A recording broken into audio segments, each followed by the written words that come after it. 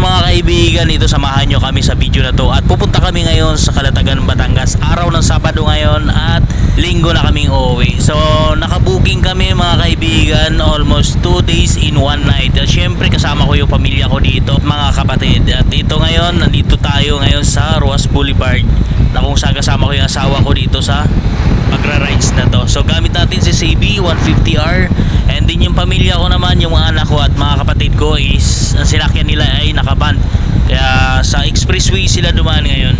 At yun na nga mga kaibigan, sa puntong ito lagpas na kami niyan sa Tagaytay, kaya kung makikita nyo, napakaluwag, napakaganda ng daan. At wala kayo bang makikita dito kundi mga magagandang tanawin at napakalamig yung simoy ng hangin dito.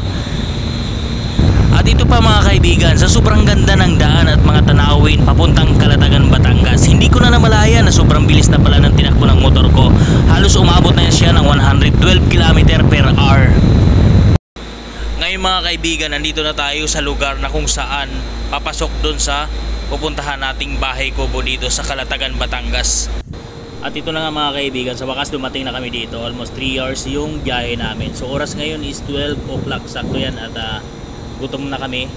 After nito kakain na kami niyan, and then pagkatapos kumain, pahinga, and then punta na kami sa dagat.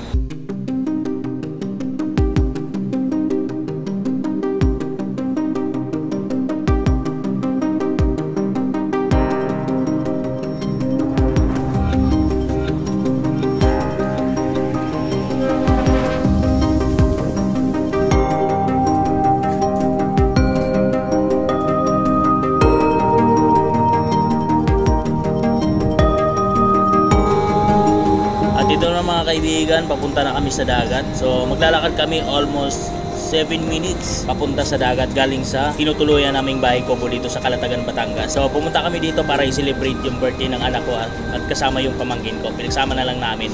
So dito yung daan dito is medyo alanganin. Nakakatakot. Kailangan dito marami kayo pag naglalakad kayo. Kaya alam nyo naman, hindi natin alam yung lugar dito.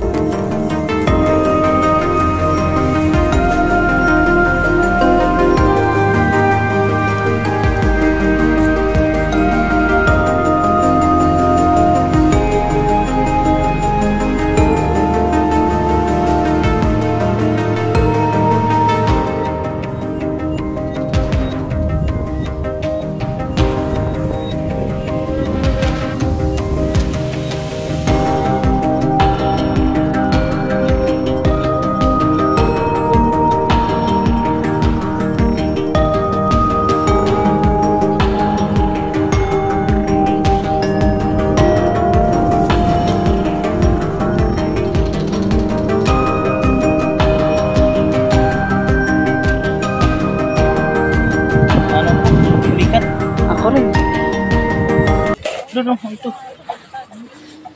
Pula sa may Sabi ko. Ano yung mata ko?